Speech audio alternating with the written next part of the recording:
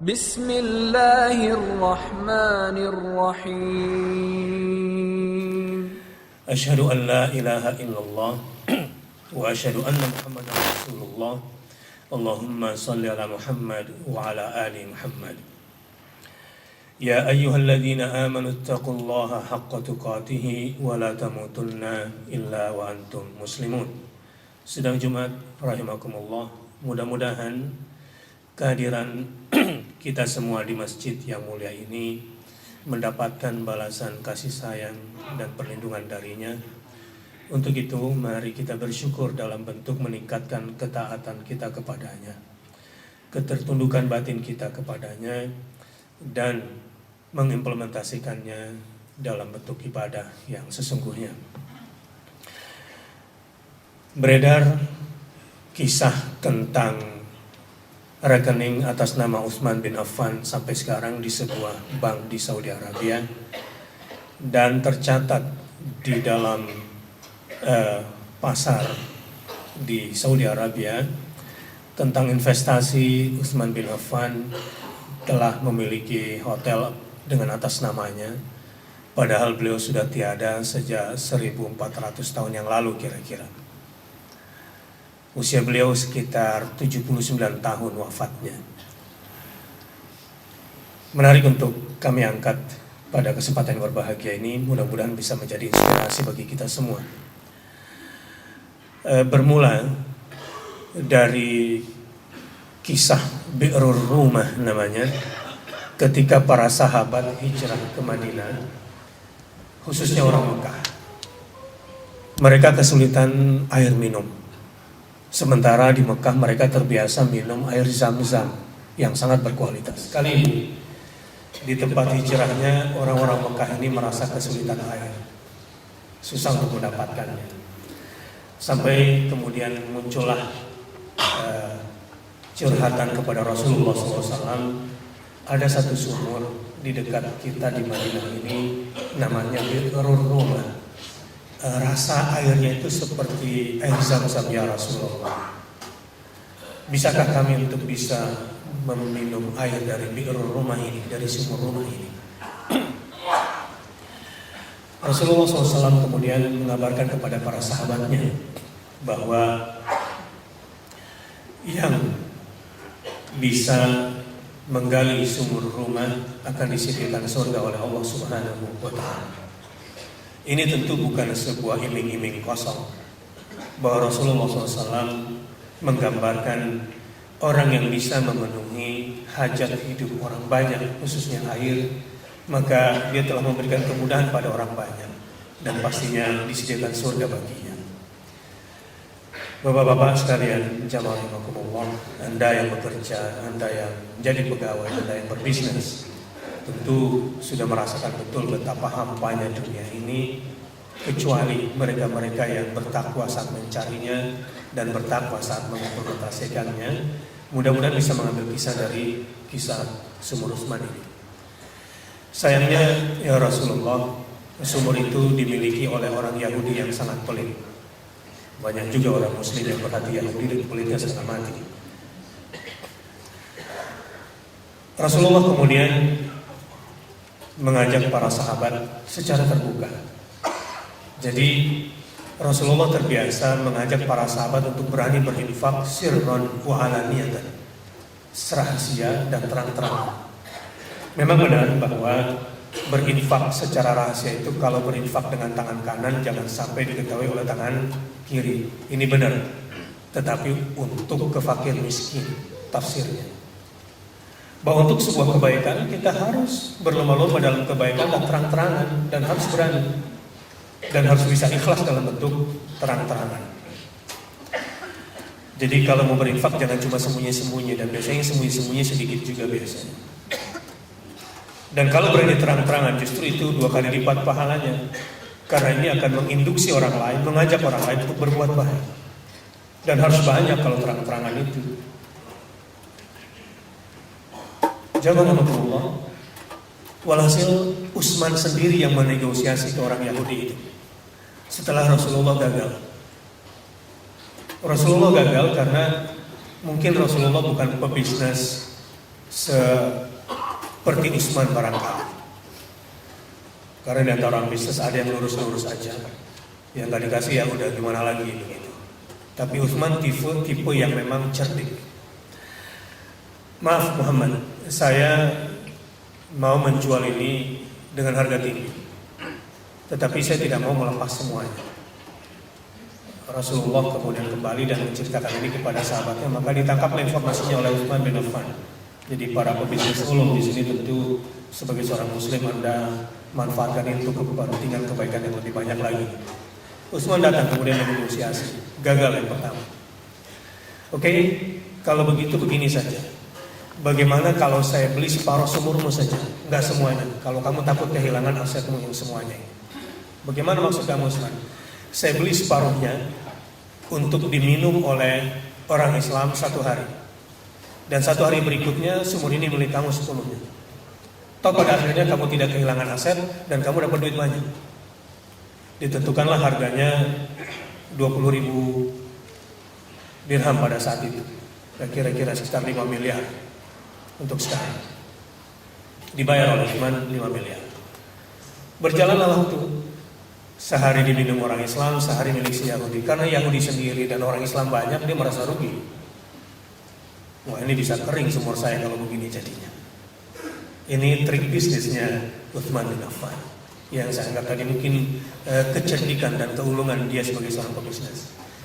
Mulai peristiwa ini, Utsman tidak punya pikiran apa-apa kecuali bahagia menginfakkan hartanya dan bisa dinikmati oleh orang banyak.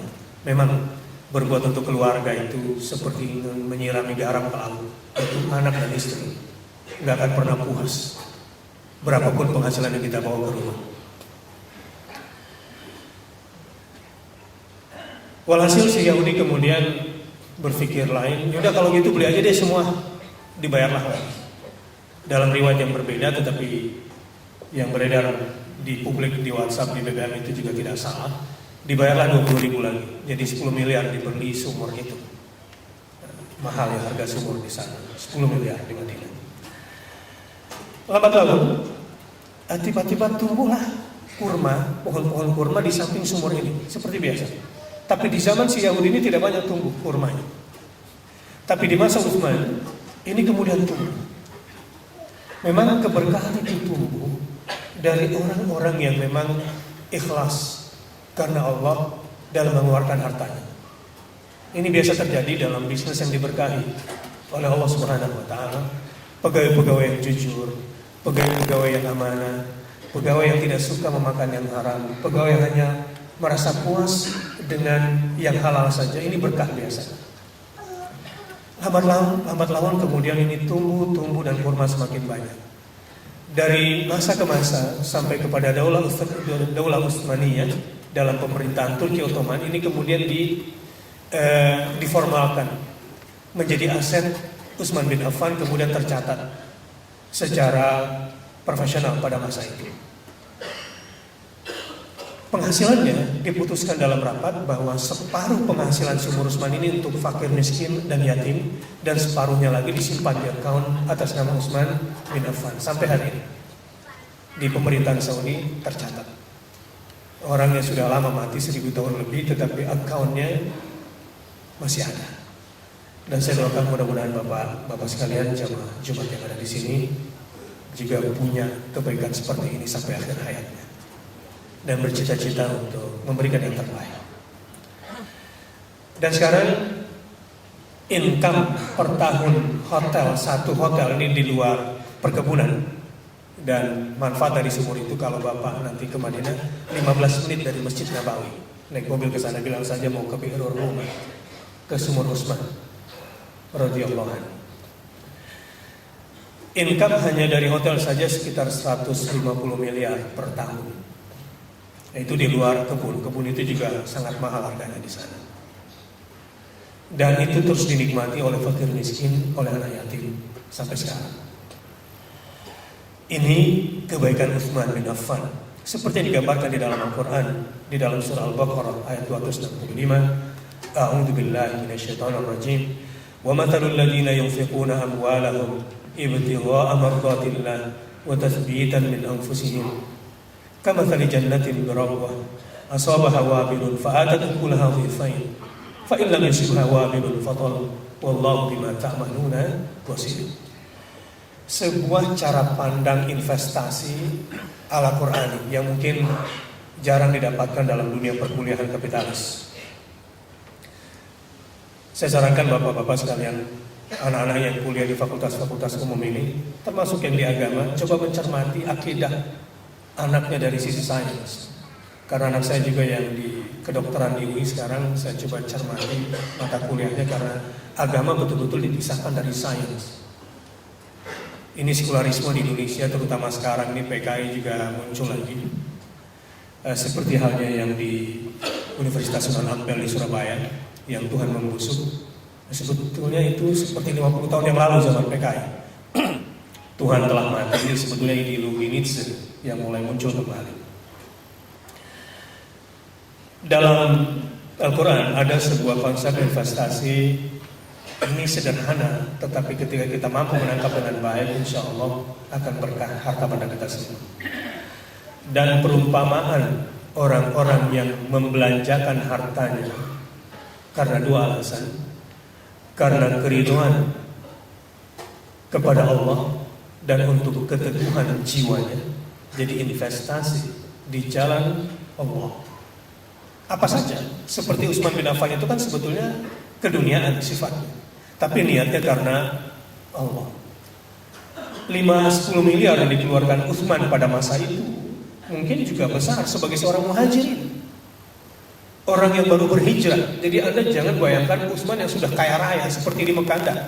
Ketika Utsman pergi ke Madinah, ini semua dengan semua konsekuensinya dalam keadaan kepepet. Jadi ini semua bisa ringan dikeluarkan karena mencari ridho Allah. Dan yang kedua, tidak berharap pujian dari manusia. Wa tathbitan min anfusihim. Dia cuma ingin membenarkan janjinya kepada Allah Subhanahu wa taala.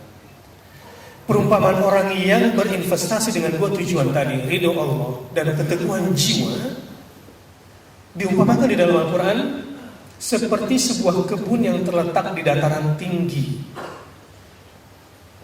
Jadi ada orang berinvestasi perkebunan, yang satu di atas bukit, yang satu di lereng bukit. Digambarkan kata-kata Rabbah di dalam Al-Quran ini yang matahari begitu penuh kepada perkebunan ini, angin juga begitu. Tergantung dia sekarang. Semakin banyak infaknya digambarkan di dalam ayat ini, semakin deras pula hujannya.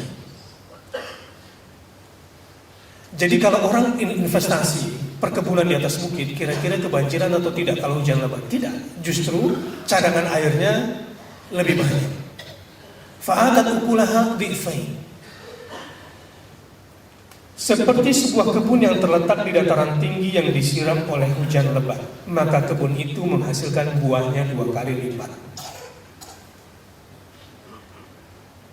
Jika hujan lebat tidak menyiraminya, maka hujan gerimis pun memadai. Dan Allah Maha melihat apa yang kamu perbuat. Seandainya orang yang sudah berinfak di jalan Allah karena mencari ridhonya, karena untuk keteguhan jiwanya ini, tidak punya banyak kecuali sedikit, itu sudah cukup seperti gerimis. Yang di atas tetap kebagian, yang di lereng gak akan kebagian. Jemaah sedang Jumat rahimakumullah. Dari kisah Utsman dan ayat ini kita bisa simpulkan bahwa tujuan kita bekerja mencari nafkah itu sudah jelas, agar kita bisa berinfak di jalan Allah Subhanahu wa taala, bukan dengan teori pemasukan sebesar-besarnya dengan pengeluaran sekecil-kecil.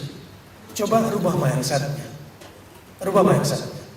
Kita ini sudah mendapatkan rezeki sebelum bekerja dari Allah Subhanahu wa taala. Kalau mau dibandingkan di aset yang sudah Anda terima dibanding income yang Anda dapatkan dari bekerja, sinar ultraviolet bisa diangkakan nggak? Yang menjadi sumber energi bagi tulang belulang kita. Oksigen yang kita hirup berapa volumenya? Kira-kira bisa dibayar itu dengan angka. Berapapun gaji dan income yang Anda peroleh dibanding aset yang sudah Allah berikan berupa akal sehat, mata, pendengaran, dan tubuh yang sehat ini, saya kira tidak bisa diangkakan. Apa jadinya dengan pekerjaan Anda kalau Anda sakit, Anda gila, Anda buta dan tuli, menjadi desainer. Ini semua rezeki dari Allah Subhanahu wa Ta'ala. Tujuan kita bekerja, tujuan kita berbisnis sebetulnya agar lebih banyak lagi berinfak di jalan Allah supaya income kita kemudian berlipat ganda. Ini tujuan utama kita bekerja. Jangan dibalik. Ada satu peristiwa ketika perang Tabuk akan dimulai. Ini kenapa Utsman namanya diabadikan seperti ini ada kisah lain. Karena memang lifestyle Utsman adalah seorang yang suka berinfak, ikhlas dan tidak ria. Rasulullah SAW membutuhkan banyak sekali harta untuk kepentingan perang Tabuk ini. Rasulullah kemudian kumpulkan para sahabatnya, adakah di antara Anda yang berani berjihad harta? Lihat, posting jihad harta. Anda berzakat, itu sudah membebaskan jiwa Anda dari jiwa miskin dan miskin harta. Orang yang berani berzakat 2,5%. Tapi ada posting lain yang namanya sedekah. Kalau Anda berani bersedekah di atas kewajiban Anda berzakat, maka insya Allah akan banyak masalah musibah yang menimpa Anda itu diselesaikan oleh Allah Subhanahu wa Ta'ala. Tapi ada yang lebih tinggi lagi, jihad bil mal. Berjihad harta di jalan Allah Subhanahu wa Ta'ala, ini balasannya kemuliaan dunia akhir. Saya melihat itu di Gaza. Biaya perang di Gaza yang berhasil mengalahkan Israel cuma $3,5 juta per bulan untuk semua amunisi, sampai bisa membuat roket yang beratnya 10 kilo sampai 180 kilo. Itu roket R-180 di Gaza yang bisa diterbangkan ke 70 km, bahkan bisa membuat drone pesawat tanpa awak cuma $3,5 juta. Amerika dalam 1 bulan memberikan sumbangan kepada Israel $25 miliar. Sekaligus ingin mempromosikan teknologi terbarunya, test case di perang Gaza kemarin, teknologi Iron Dome, kubah besi, yang harganya minimal $50.000 sampai $500.000, tapi dilawan oleh satu roket Gaza yang harganya maksimal $5.000. Kenyataan di lapangan yang saya lihat dan saya dengar, 70% roket Gaza itu berhasil menembus Iron Dome ini. Keberkahan yang berbicara. Jadi kalau lihat dari angka, impossible Gaza bisa menang, impossible. Dengan anggaran yang cuma $3,5 juta US, sumbangan dari Amerika doang itu 25 miliar. Bagaimana anggaran Israel sendiri? Dan bagaimana bantuan Uni Eropa dan seterusnya. Sedang jemaah rahimakumullah. Ini keberkahan yang saya ceritakan. Dan Indonesia hanya bisa berdaulat secara ekonomi. Dan Indonesia, pejabatnya baru berani kalau rakyatnya berani menginfakkan harta di jalan Allah Subhanahu wa Ta'ala. Apa yang membuat orang-orang Turki sekarang kemudian menjadi jaya dan income per kapitanya lebih tinggi dan tertinggi se-Eropa? Pada 20 tahun Turki, 20 tahun yang lalu Turki mengemis menjadi anggota Uni Eropa, kemudian dia bisa berjaya. Bahkan Erdogan dalam World Economic Forum, ketika didampingkan bersama Simon Peres, saya perhatikan bahasa tubuhnya begini tangannya, dan dia berkata, saya tidak sudi duduk satu kursi dan sejajar dengan kamu yang telah membantai saudara saya di Palestina. Dia pukul meja dan dia tinggalkan pertemuan itu. Ini tingkat kepala negara. Saat ini gairahnya luar biasa. Di jalan-jalan Erdogan berani berkata, tahun 2025 Turki akan menjadi negara nomor 1 ekonominya tingkat dunia, dan 2075 kami Turki siap menjadi negara superpower pertama di muka bumi. Dan itu dia buktikan bantuannya kepada Gaza, langsung kirim pesawat ke Tel Aviv dan mengangkut korban-korban dari Gaza langsung ke Tel Aviv. Dan rakyatnya berani langsung membuat LSM, sebuah LSM kecil yang saya kunjungi di Turki, itu bikin program memberikan bus-bus di setiap pemukiman muslim, lalu dibiayai per bulannya untuk memenuhi sholat jamaah di Masjidil Aqsa. Itu di kampungnya orang Yahudi, dia lakukan itu. Kalau ada ruh jihad yang sekarang sedang dimatikan, sedang cuma Rasulullah kemudian berkata, siapa di antara anda yang ingin berinfak untuk Islam, untuk agama Allah, tegaknya keadilan? Umar bin Khattab datang. Kali ini saya tidak boleh kalah dengan Abu Bakar. Dia mengolah 50% asetnya. Rasulullah kaget. Umar, berapa yang kamu sisakan untuk keluarga kamu? Seperti ini juga ya Rasulullah, berarti 50%. Datang Abu Bakar, lebih banyak lagi.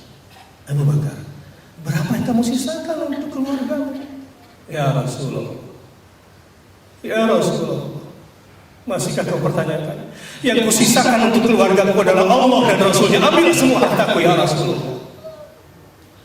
Baik, kami membutuhkan lagi karena ini masih kurang, kata Rasulullah, untuk persenjataan.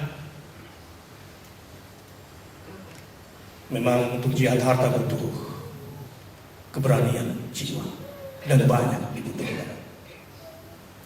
Utsman angkat tangan, ya Rasulullah, 100 ekor unta berikut barang yang dibutuhkan untuk berperang di atasnya, termasuk pelananya, saya sumbangkan ya Rasulullah. Yang lain lagi ada, kata Rasulullah. Utsman angkat lagi, saya lagi ya Rasulullah, seperti itu 200 ekor. Ada lagi, kata Rasulullah, dilelang oleh Rasulullah, dan ini terbuka.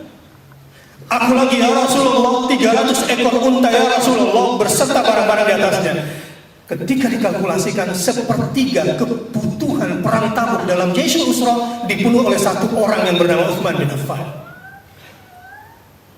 Sedang Jumat, rahimakumullah. Apa yang dibutuhkan Indonesia saat ini? Tentu sudut pandang saya sebagai seorang agamawan. Yang kurang di Indonesia ini sekarang adalah mandulnya ulama, ilmuwan yang jujur, berani. Ulama yang tidak tunduk pada kekuatan politik manapun, ulama yang tidak tunduk pada kekuatan penguasa manapun. Itu yang sudah kami sepakati di Istanbul Forum 2 minggu yang lalu. Ulama hanya boleh tunduk pada satu kekuatan argumentasi ilmiah syar'iyyah, baru umat ini bisa bangkit. Saya kira itu dilakukan oleh Pangeran Diponegoro, itu dilakukan oleh Hasyim Asy'ari. Ketika ulama-ulama hanya tunduk dan berpihak pada satu kekuatan argumentasi, dalil, ilmi, syar'i. Saya kira saya berkewajiban untuk mendirikan pusdiklat ulama untuk melahirkan ulama itu, dan saya sudah bekerja untuk itu di level menengah agar umat ini punya sumber narasi yang kuat. Karena saya pelajari di Gaza, kenapa Gaza bisa menang, kenapa Suriah kalah. Di Gaza ada ulama yang hidup bersama para mujahidin, ada ulama yang hidup bersama para rakyat, yang mendengar mereka, yang membimbing mereka. Selain ada ulama diaspora, mudah-mudahan di Indonesia lahir, dan mudah-mudahan ada di antara Anda juga ingin bergabung bersama saya. Mudah-mudahan ada universitas di Indonesia khusus melahirkan ulama yang sesungguhnya, yang hanya tunduk pada sebuah kekuatan argumentasi dalil ilmi. Barakallahu li wa lakum fil Qur'anil Karim, wa nafa'ani wa iyyakum bima fihi minal ayat wal dzikril hakim, wa taqabbal minni wa minkum tilawatahu innahu huwal ghafurur rahim. Alhamdulillah wa kafa. Wassalatu wassalamu ala nabiyyil mustafa wa ala alihi wa sahbihi wa man tabi'ahu ila yaumil wafat. Asyhadu an la ilaha illallah wa asyhadu anna Muhammadar Rasulullah. Allahumma shalli ala Muhammad wa ala ali Muhammad. Ya ayyuhalladzina amanu taqullaha haqqa tuqatih wa la tamutunna illa wa antum muslimun. Orang-orang beriman, orang yang berinfak di jalan Allah pasti akan diganti dengan balasan yang mulia dari Allah Subhanahu wa taala.